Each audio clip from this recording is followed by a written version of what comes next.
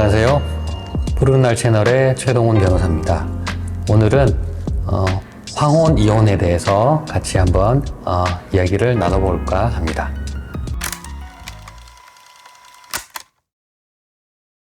네, 황혼 이혼이 최근 들어서 많이 늘어났다고 들었는데 최동훈 변호사님 의뢰인 중에서도 황혼 이혼을 의뢰하시는 분들이 많이 늘었나요? 예, 최근 들어서 이제 황혼 이혼 비율이 많이 늘어난 것 같아요. 예전에는 한 40대, 50대 정도 분들이 이혼하는 경우가 대부분이었는데 최근에 오신 분들은 이제 70대, 이제 심지어 80대도 계시거든요. 그래서 요 최근에는 황혼 이혼이 상당히 늘었구나라는 걸 이제 체감을 할 수가 있었습니다. 그러시군요. 그러면 블로그에 소개된 사례를 간단하게 요약 좀 부탁드릴게요. 네. 황혼 이혼 사례들은 이제 크게 보면 상당히 이제 유사한 패턴을 많이 보이거든요. 아내분이 참 권위적이고 그런 답답한 사고방식을 가진 남편분하고 평생을 사시다가 참고 사시다가 자녀들 때문이라도 참고 사시다가 이제 60, 70세가 되어서 이제는 더 이상 참지 못하겠다.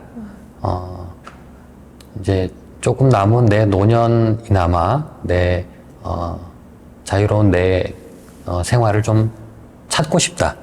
이렇게 얘기하시면서 오시는 분들이 대부분이세요. 그래서 제가 그 블로그에 소개했던 사건도 그렇게 가부장적인 남편 밑에서 가정폭력과 폭언과 시집살이와 이런 것들에 평생 시달리다가 이제 참고 사시다가 자녀들 다 장성하고 결혼 다 시키고 나서 이제 70대가 되셨는데 남편이 아직도 그런 행동을 하니 이제 못 참겠다.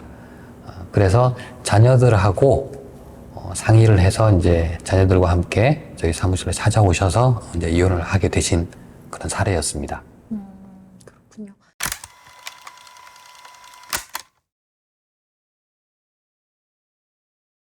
그러면 구체적으로 황혼 이혼을 고민하시는 분들의 이유는 어떤 것이 있는지, 그리고 반대로 황혼 이혼을 또 섣불리 택하지 못하시는 분들도 계실 텐데 그런 분들의 이유는 또 어떤 게 있는지 들어보고 싶어요.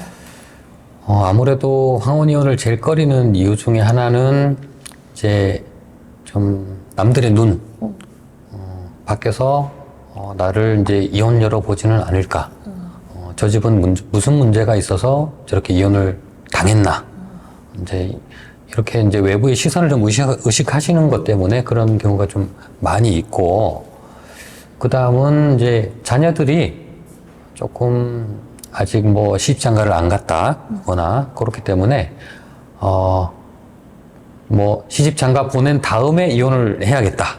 이렇게 해서 미루거나 이제 이렇게 하는 경우가 많이 있어요. 그것 때문에 이제 많이 꺼리는 거죠. 결혼식장에 이혼하고 부모가 이렇게 혼주석에 앉을 수는 없으니까 그래서 시집장가 보낸 다음에 어떻게 해야겠다라고 하면서 그냥 참는 거죠. 그것 때문에 이제 많이 꺼려 하시는 것 같아요. 네. 그렇군요.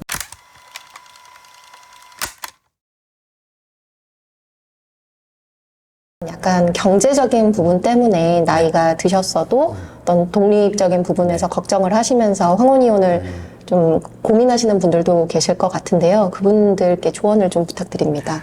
예, 안타깝게도 황혼 이혼 케이스의 대부분은 이 아내분들이 경제력이 없으신 분들이셨어요. 평생을 이제 전업주부로 살아오셨고, 남편 뒷바라지하고 자녀들 뒷바라지 하느라고 이제 평생을 사신 거예요. 반면에 이제 남편은 밖에서 이제 경제 활동을 하면서 생활비를 벌다가 이제 은퇴를 하시고, 그러다 보니까 이제 가지고 있는 재산도 대부분 남편 명의로 돼 있어요. 이 상황에서 이제 덜컥 이혼을 하고 혼자 살려고 하니 이 아내분 명의로 된 재산이 없는 거예요. 그래서 재산 분할을 꼭 받아서 나와야 되는데 이걸 얼마나 받을 수 있을 것인가, 과연 받을 수나 있을 것인가, 이런 고민에 이제 빠지시는 거죠. 그래서 그런 것들 때문에 이제 이혼이 사실 이혼 결정하시기가 힘든 거예요. 네. 아이, 내가 좀, 우리 남편한테 구박받고, 욕 듣고 해도 좀 참고 살지 뭐. 나 혼자 나가서 어떻게 살겠어. 그런 걱정 때문에 그렇게 사시는 거예요. 네.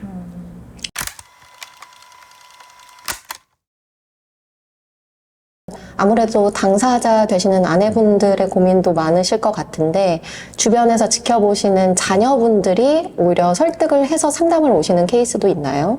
예, 대부분들은 자녀분들하고 같이 오셨어요. 주로 이제 따님을 모시고, 따님이 어머님을 모시고 오신 거죠.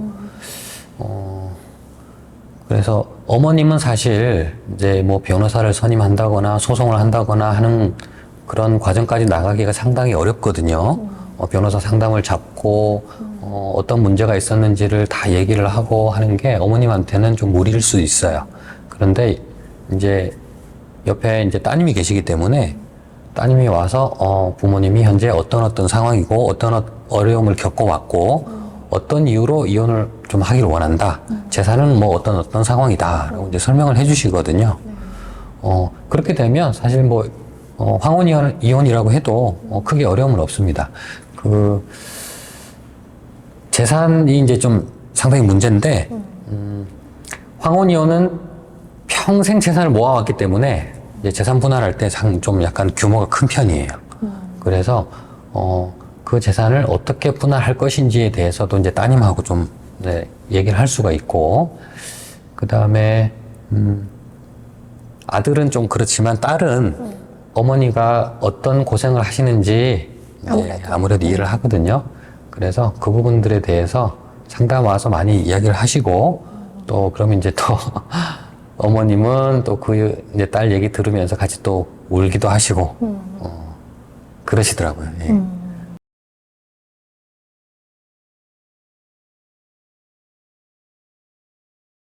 요즘에는 자녀의 수능이 끝나자마자 이혼을 하시려고 하시는 네. 분들이 많이 생기는 만큼 수능 이혼이라는 말도 신조어로 떠오른다고 네. 하더라고요. 변호사님 생각에 수능 이혼 어떻게 보시는지요? 네. 뭐 수능 이혼, 뭐 자식 결혼 이혼, 황혼 이혼, 뭐 갖다 붙이기 나름인데, 근데 황혼 이혼 아까 말씀드렸듯이 이제 늦은 나이에 하시는 거잖아요. 그렇죠. 그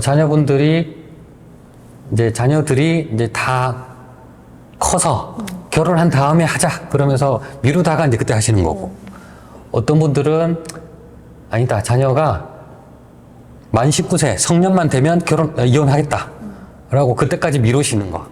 뭐 그렇게 따지면 그거는 성년 이혼이 되죠. 그렇죠. 그리고 수능 이혼도 마찬가지예요.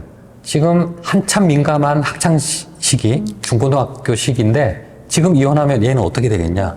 수능 다 망치고 대학 입시도 다 망칠 거다. 그래서 대학 들어갈 때까지만 참자. 그렇게 하면 이제 참다가 대학 들어가면 이제 터지는 거예요. 그럼 수능 이혼이죠. 네. 요새 이제 그런 황혼 이혼 세태를 많이 반영하는 그런 단어인 것 같습니다.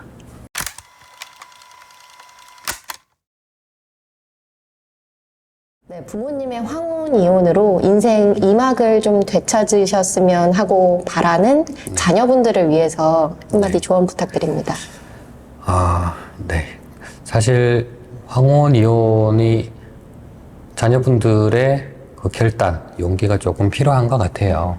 어머님이 연로하시기 때문에 스스로 결단하기가 조금 이제 힘든 상황인 건 사실이거든요. 그래서 주로 아까 이제 말씀드렸듯이 따님이 어머님을 모시고 상담을 오시고 소송 진행 과정에서도 따님이 주로 개입을 해서 우리 엄마 제발 좀 이혼 좀 시켜주세요. 이제 이렇게 하시는 경우가 대부분이세요. 이제 자녀 입장에서는 우리 엄마가 어떤 어려움 속에서 이렇게 참고 견뎌왔는지를 이제 이해를 하게 된 거죠. 그 나이대에 대해서. 그래서 그 엄마가 평생 아버지한테 막 욕을 듣고 폭행을 당하고 하면서도 한 번도 경찰에 신고를 한다거나 옆집에 막 소리가 새어나가게 한다거나 하질 않으셨던 거예요. 그냥 참으셨던 거죠. 자식들 위해서. 참으셨는데 나중에 이제 그 따님이 이제는 안 되겠다. 어머님도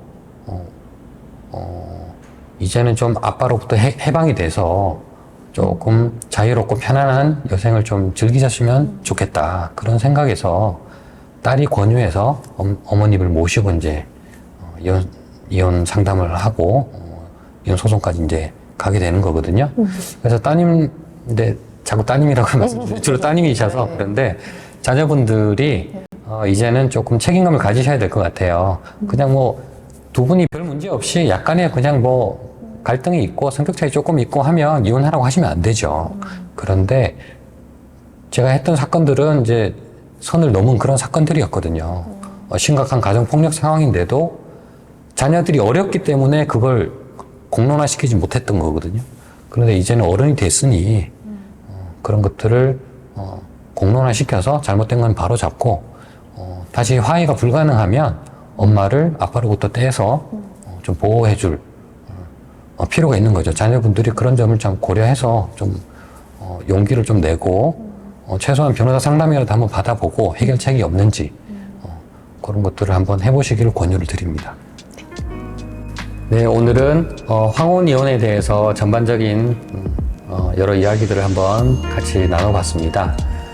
늦은 나이에 이혼을 하게 되시지만 좀 너무 막연하게 두려움을 갖기보다는 변호사 상담을 통해서 어떻게 해결할 방법이 없는지 이런 것들을 좀 고민해 보시기를 권유를 해드립니다. 다음에는 더 좋은 주제로 다시 찾아뵙겠습니다. 감사합니다.